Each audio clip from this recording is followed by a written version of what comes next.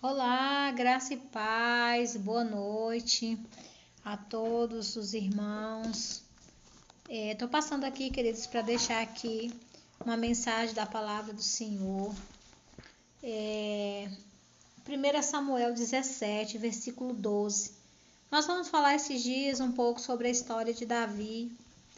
Por ser um texto assim um pouco extenso e nós temos muitas riquezas para extrair aqui nesse texto, nós vamos repartir ele em partes e cada vez que eu gravar, eu vou abordar um pedaço do texto, tá? Para não ficar muito extensa a mensagem. E hoje nós vamos falar aqui do início aqui. Davi enviado a seus irmãos. Diz assim a palavra do Senhor. Davi era filho daquele efrateu de Belém de Judá, cujo nome era Jessé, que tinha 8 filhos nos dias de Saul. Era já velho e adiantado em anos entre os homens. Apresentaram-se os 3 filhos mais velhos de Jessé a Saul e o seguiram à guerra. Chamavam-se Eliabe o primeiro, o primogênito, o segundo Abinadab e o terceiro Samá. Davi era o mais moço, só os 3 maiores seguiram Saul. Davi, porém, ia a Saul e voltava para apacentar as ovelhas de seu pai, em Belém. Então, queridos, hoje eu quero falar aqui no início da história de Davi aqui,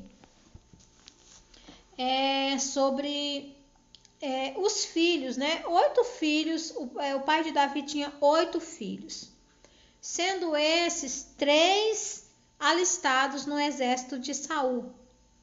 E como o próprio texto diz que Davi era o mais moço e fazia, além de ser o mais moço, ele fazia a função mais simples da casa de seu pai, que era apacentar as ovelhas do seu pai, né? Todos nós sabemos que o exército, ele é bem seletivo. Não só o exército, queridos, mas também a sociedade, né, as instituições. Aqui nós vemos o currículo dos irmãos de Davi e vemos também o currículo de Davi, né?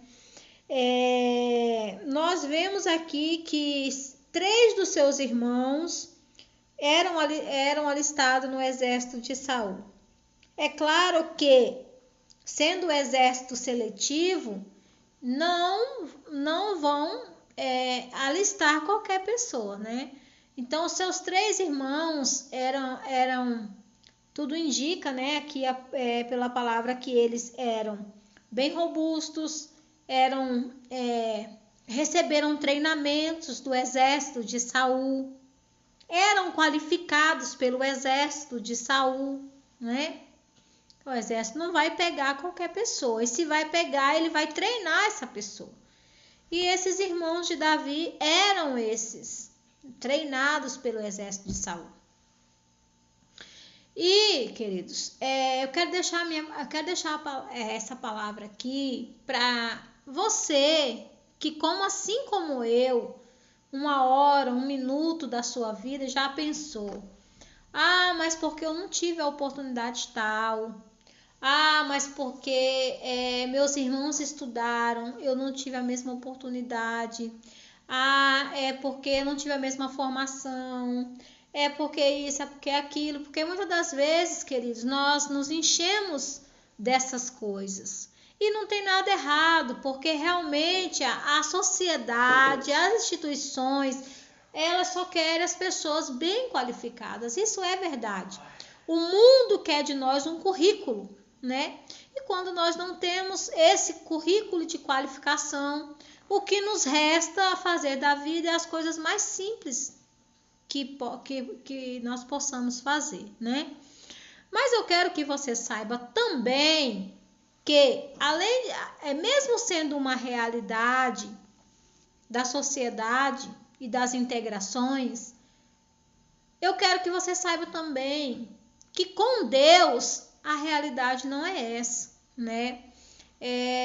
Deus, ele é o oposto do mundo, ele é o oposto das qualificações humanas, né? O apóstolo Paulo vai dizer que Deus escolheu as coisas loucas, fracas e desprezíveis para confundir as fortes, né, queridos? Enquanto o mundo quer qualificação, quer currículo, as integrações, as instituições quer pessoas bem qualificadas e bem formadas, Deus prefere formar as pessoas do seu próprio modo, né? Então, por isso ele não importa. Deus não se importa em pegar o fraco, porque ele é a própria força. Deus não se importa de pegar o inexperiente, porque ele é a própria experiência. Então, Deus, ele não tem problema de formação, porque ele forma em nós o seu próprio caráter, a sua própria capacitação em nós, né? Então, queridos, eu quero deixar aqui essa mensagem para você que por um momento acha assim, eu não tive oportunidade porque eu sou desprezível, eu sou fraco, eu sou isso, eu sou aquilo, Deus me abandonou, Deus não me deu oportunidade, que Deus não gosta de mim, porque... Então, eu quero que você saiba de uma coisa. Nesse texto, nós vamos ver mais para frente, vamos mostrar diversos assuntos aqui, nós vamos ver que Deus, ele escolhe pessoas simplificadas, pessoas simples, como Davi.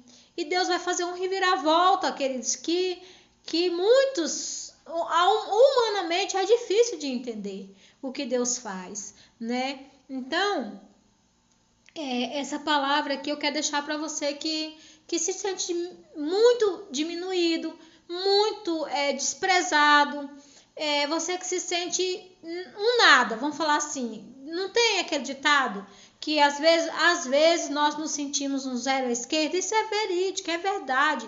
Às vezes nós nos sentimos um zero à esquerda. Mas, queridos, nós precisamos lembrar também que Deus não nos abandona. Muitas das vezes é nós que abandonamos a nossa confiança em Deus.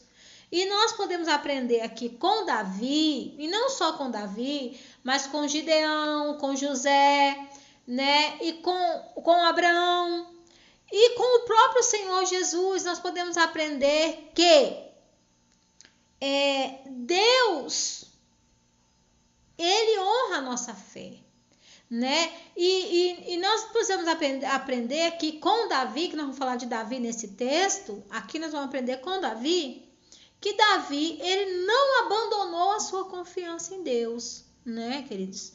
No momento em que, depois nós vamos abordar mais para frente, nós vamos ver que todo mundo, ninguém acreditou em Davi, mas que Davi, ele sabia a confiança que ele tinha no seu Deus.